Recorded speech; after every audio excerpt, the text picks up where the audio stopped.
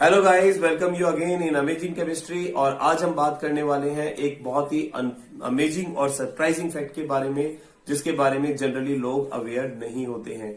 हम लोग ये मानते हैं कि इनो या सोडियम बाइकार्बोनेट जैसे कंपाउंड्स का इस्तेमाल किया जाता है एसिडिटी को न्यूट्रलाइज करने के लिए, लेकिन क्या आप जानते हैं इनका यूज करने से कई बार एसिडिटी बढ़ भी सकती है। यस, बिल्कुल, ये सरप्राइजिंग बात है। इनका यूज करने से एसिडिटी बढ़ भी सकती है।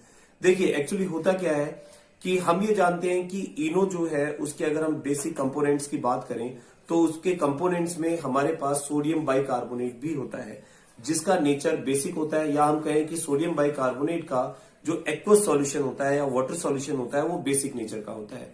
और जब हमारी बॉडी में एसिडिटी बढ़ती है, और एसिडिटी का मेन रीजन होता है कि हमारे स्टमक में पेप्सिन के साथ में हाइड्रोक्लोरिक एसिड का बन जाना, और जब हम इनो यूज में लेते हैं तो डेफिनेटली वो इनो उस एसिडिटी को न्यूट्रलाइज कर देगा। फिर हमारे दिमाग में क्वेश्चन आता है कि एसिडिटी कैसे बढ़ती है जब वो न्यूट्रलाइज कर देता है। तो यस, इसी का जवाब हम देने के लिए आपको इस वीडियो में आए हैं कि वो एसिडिटी को कैसे बढ़ाएगा। हमारे साथ लास्ट तक बने रहें और साथ ही साथ ये भी जानने की कोशिश करें कि उसकी रेमेडी क्या हो सकती है। देखिए, जैसा हमने कहा कि इनो का एसिडिक नेचर होता है और वो इनो का बेसिक नेचर होता है और वो स्टमक में होने वाली एसिडिटी को न्यूट्रलाइज करता है।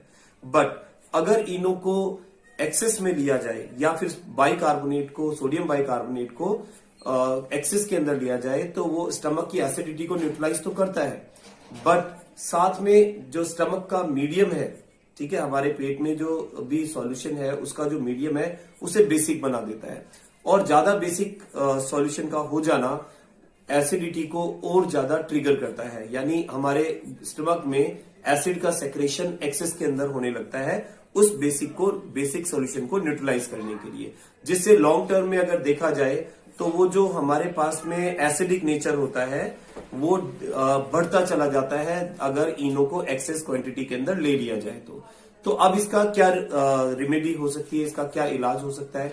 तो एक्चुअली मेरे ख्याल से इनो को एक्सेस में लेना या फिर इनो को लेने से एसिडिटी को परमानेंटली क्योर कर देना ये पॉसिबल नहीं है।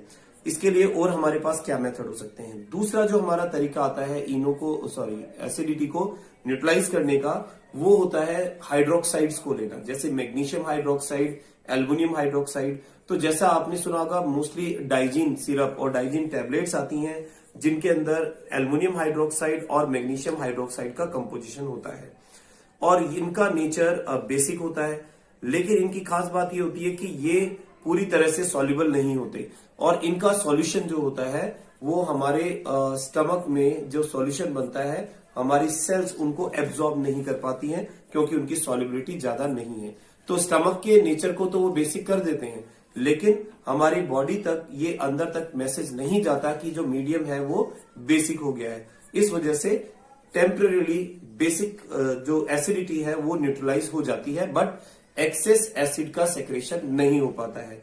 तो आई थिंक अगर हम कंपेयर करते हैं इनो और किसी दूसरे हाइड्रोक्साइड सॉल्ट से, जैसे मैग्नीशियम हाइड्रोक्साइड या एल्युमिनियम हाइड्रोक्साइड, तो वो बेटर ऑप्शन हो सकते हैं इनो की बजाय, जो कि हमें डाइजिंग में देखने को मिलते हैं।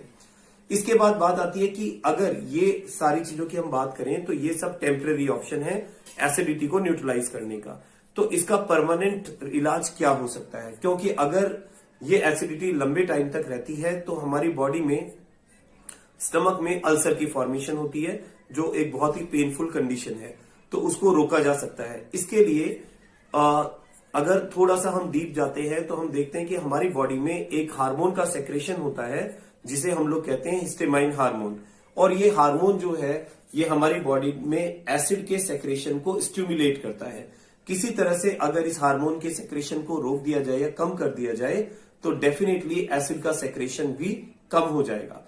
इसके लिए आजकल जो टैबलेट्स यूज में ली जाती हैं उनमें ओमनिप्रेजोल, रेनेटिडीन, रेंटेक के नाम से भी इसको जाना जाता है, तो ये इस तरह की टैबलेट्स हैं जिन्हें हम एंटी हिस्टामिन टैबलेट्स या ड्रग्स कहते हैं।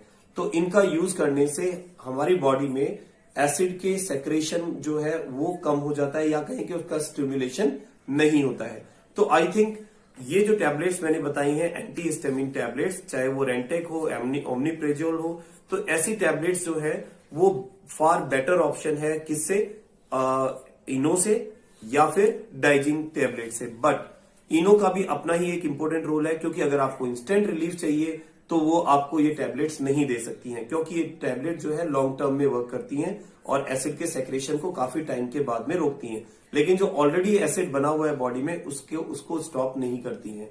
तो शॉर्ट टर्म रिलीफ के लिए पहले इनो या डाइजिन ली जाए और उसके बाद में आप रेंटेक या ओमनीप्रिजोल जैसे कैप्सूल का या टैबलेट का यूज कर सकते हैं, जो कि एसिड के स्टिमुलेशन को रोकता है और उसे ट्रिगर नहीं होने देता। तो आई थिंक आपको अच्छी तरह से ये इन्फॉर्मेशन मिल गई होगी कि कौन सा ऑप्शन हमारे लिए बेटर है। अगर आपके पास इसी तरह का और कोई ऑप्शन है जिससे कि एसिडिटी को न्यूट्रलाइज किया जा सकता है, तो मैं चाहूंगा कि आप कमेंट बॉक्स में उसे जरूर मेंशन करें। और अगर आपको ये वीडियो अच्छा लगा हो तो हमारे वीडियो को लाइक करें, सब्सक्राइब करें और दूसरों के साथ शेयर भी करें। आज के लिए इतना ही, फिर मिलेंगे नए फैक्ट के साथ, सरप्राइजिंग फैक्ट के साथ अगले वीडियो में। तब तक के लिए बाय।